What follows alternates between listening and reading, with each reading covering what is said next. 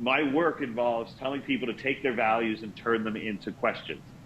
Because on a behavioral psychology level, the human brain will change your behavior to find the answer to a question because it really hates having unanswered questions inside of it. And so one of the things that we do is we create these questions every single day that we try to answer.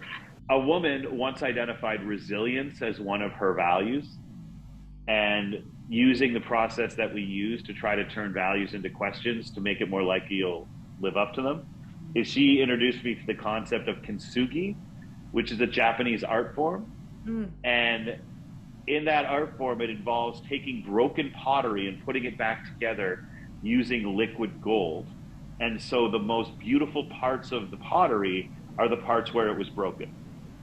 And to me, when she told me that that's what she thought of every single day to remind herself of the resilience she wanted to demonstrate for herself, for her daughters. When she told me about kintsugi, this art where the most beautiful parts are the parts where it was broken, that resonated with me in a big way. And so for anyone listening out there, keep that in mind. Go and look up what kintsugi, I think it's KINTSUGI online, and they're dazzling. But I always try to see myself as a piece of that art form ever since she said that to me. The most beautiful parts are where I was broken, because they're the parts that got put back together with gold. I kind of like that. I love that. So I ask this question to everyone at the end of the podcast. And since it was inspired by your talk, it's kind of surreal that I'm asking you. What does leadership mean to you?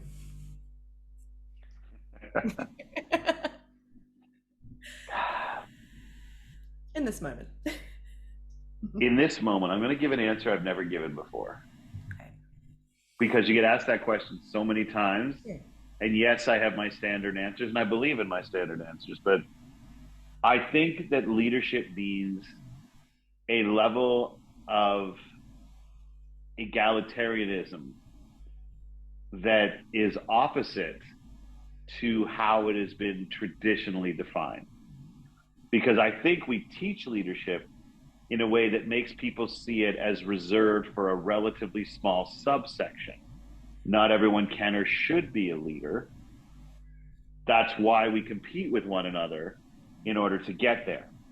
However, if we redefine leadership and we define it as these individual moments of interpersonal interaction, moments of compassion, moments of forgiveness, of recognition, of accountability, of respect, of self-respect, if we define leadership as existing in those individual moments of interpersonal impact, it means that leadership is accessible to everyone on the planet.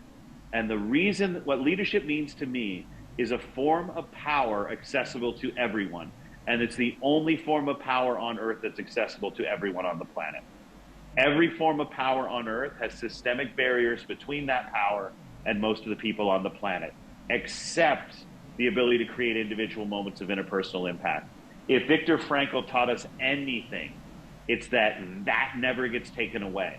And that makes it far more powerful than money. That makes it far more powerful than political influence. It makes it far more powerful than fame or notoriety, because everyone can take those things away.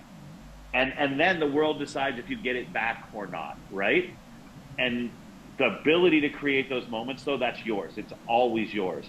That's the only power that can never be taken away, and it's the only power that's accessible to everyone.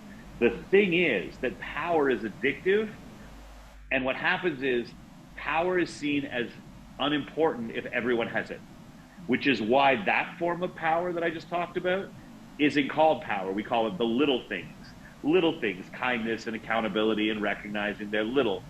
That's because any power that is perceived to belong to everyone is seen as less than.